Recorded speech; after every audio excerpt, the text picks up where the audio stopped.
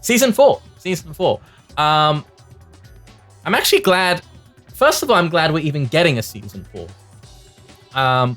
Because the way things were going, if season 3 was going to be it for Tekken 7, I think that would have been a very sad ending to what was otherwise this massive resurgence in the Tekken scene. Like, Tekken 7 has really revitalized this community. And yeah, I really want to see it go out with a bang. Or I want to see season 5. But for now, I guess let's watch this trailer together and let's talk about it. I really like the graphic design for this. It's really clean and fresh. I also like Harada's microphone. So with Hwoarang, I think he's in Right Flamingo, yeah? So this seems like Bayek's old Right Flamingo sort of hopkick. Yeah, but Bayek's raha. Why is Hwoarang getting a hopkick? Well, first of all, it's not a hopkick. It's a hopkick, but only from Right Flamingo. So not really a hopkick. You can't use it in the same way like a panic move as you would a hopkick. Basically what this is it's another very specialized tool. Most of Hwoarang's buffs, as we discussed on Wave Dash 12, most of Hwoarang's buffs throughout the entire history of this character have been very specialized tools, very specialized situations, and this is no different. This is basically if someone is trying to low jab you whilst you're in Right Flamingo, then you can hop pick them. You know, this is nothing to worry about. He comes out with a bunch of buffs. Everyone thinks he's OP for like a month, and then the dust settles, and it's like, no. He's basically still just Hwoarang. Just seems like Heihachi's forward too. So I guess it's just mainly used as a punisher for pushback. Yeah, it looks like Jack is recovering from his down forward too, and Kazumi is perhaps block punishing with it, and I guess it's basically exclusively used as a block punisher as Kazuya's forward to it, except this is forward 1.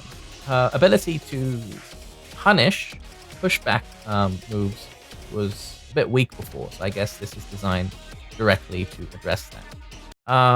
It looks a bit slow and it looks like a high. I don't think this will be a big deal, but yeah, why not? And isn't this like a Jinpachi move? Isn't this Jinpachi's down forward 1+2? Yeah, it's going under a high. But like, Asuka already has a bunch of good high crush moves. High crush.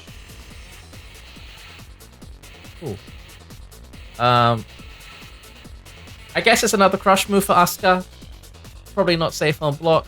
Probably quite situational. Paul has another shoulder barge, which is a power crush. Yeah, so Brian is doing his back one. Paul power crushes through it. Shoulder barge through. Yeah, it's gonna be quite unsafe on block. Again, like people are like, oh, are you giving Paul new moves? Everyone's getting new moves.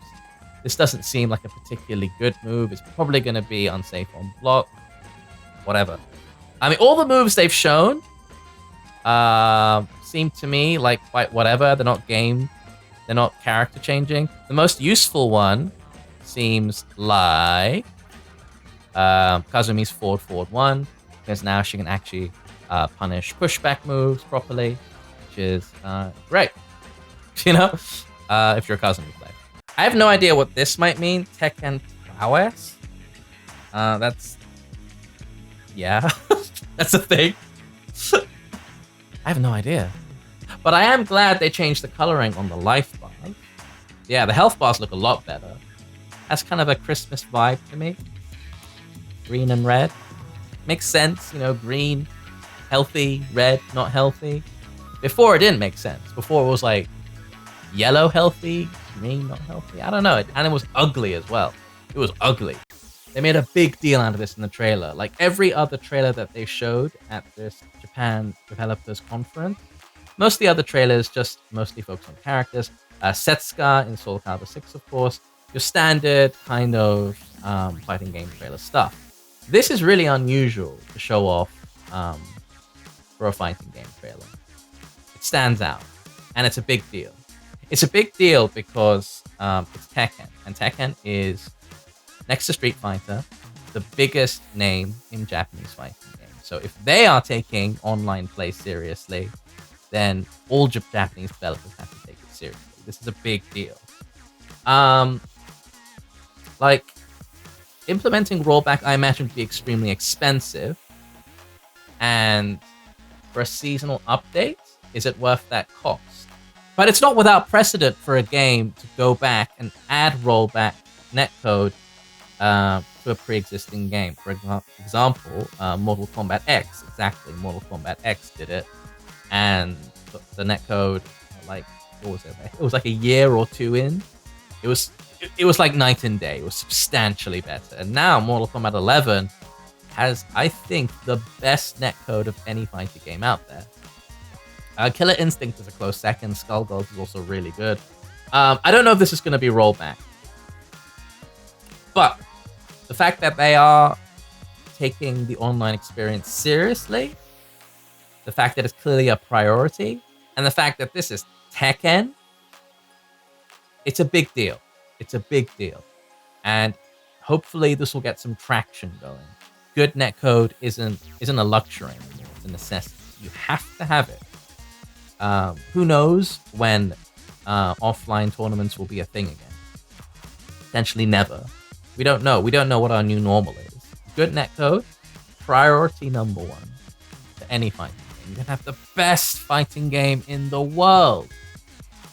You can have the best balance, the most interesting, very developed character roster. You can have it all.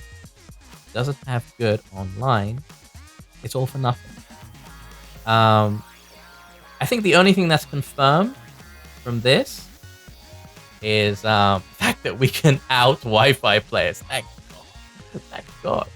Every time I see this little icon now, I'm not going to play that guy. Which is great. I won't have to suffer your shitty internet anymore. I hope they also add a better lobby system. Online practice mode. Not just online practice mode, but the ability to turn on matchmaking from practice mode. This is a quality of life feature that pretty much every single modern fighting game has. And it's really weird that it's absent from Tekken 7, right? I mean, I'm assuming there might be some fixes to the actual netcode, but they haven't explicitly come out say that. I really hope there are. I really, really hope there are. And I assume there will be, but the big question is it gonna be rollback or not? I think Harada's come out and said in a few statements that implementing rollback for a 3D fighting game is significantly more challenging than doing it for a 2D fighting game, presumably due to the engine and due to the fact that characters have a lot more moves. Like, for example, a 2D fighting game, typical 2D fighting game, character will have like 20 to 30 moves, but Tekken it's 130 to 150, and they will have a lot more animation. Apparently Tekken 7 does already have rollback, 3 frames of rollback. But, look, let's just look at how the game feels. I can play someone in Chicago in Killer Instinct, and it feels better than playing my friend in Tokyo in Tekken 7. Whenever I played online in Tekken 7, it wasn't a good experience. But even if it's just improvements to the delay-based netcode, or as Harada says, rollback with 3 frames, at least if there are some kind of quality of life changes, if the game feels better online, it's going to mean so much. The fact we don't have to play against Wi-Fi users, that's a huge thing.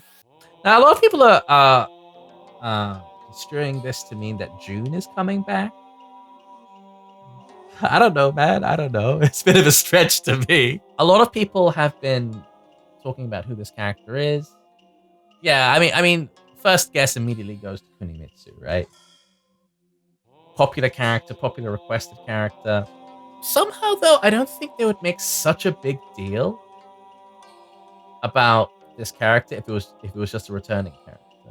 I mean, yeah, it's most likely Kunimitsu, and I would actually like to see Kunimitsu, but she wasn't that interesting in Tag 2, to be frank. I remember in the first version of it, she had a ridiculous crouch animation, which allowed her to crouch under most mids, which made her completely broken. So when she was crouching, you could basically only just hit her with like these moves with really low hitboxes that would hit like Art of Phoenix or whatever. It was absurd. But yeah, then they fixed that, and then she had nothing really distinctive or going for her, really.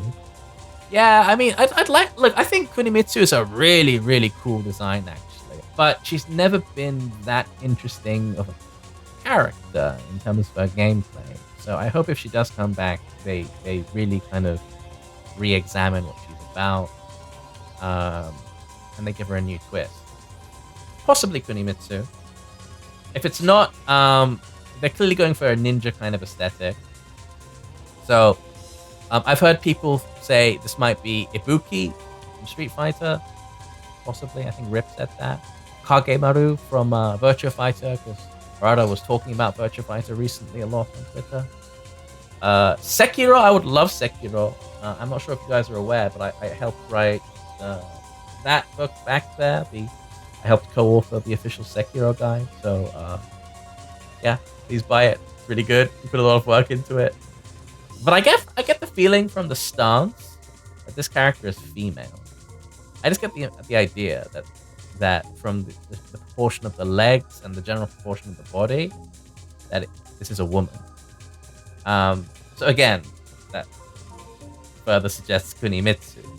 Yeah, I'll be really glad if this is Kunimitsu. If they only add 3 characters to season 4, and I only think they should add a maximum of 3 characters, I would want those 3 characters to be Kunimitsu, Jun, so we can have our, Ghost Mom battle, Jun versus Kazumi. And they hinted at a Yakuza character, and I would infinitely prefer to see Goro Majima over Kiryu Kazumi. Majima's so much more interesting. He's so much cooler.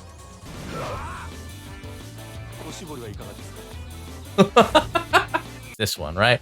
So this is Matsuya. It's a chain of restaurants in Japan that's frequently featured in Yakuza games. So yeah, the big implication is that we're finally gonna see Yakuza character. Like, if I had to sum up my views on this trailer, it's great. It's great in how refreshing it is. It's great they focus on functionality, they focus on netcode, they haven't focused on characters. It's great that they're listening. Great that they're even doing this.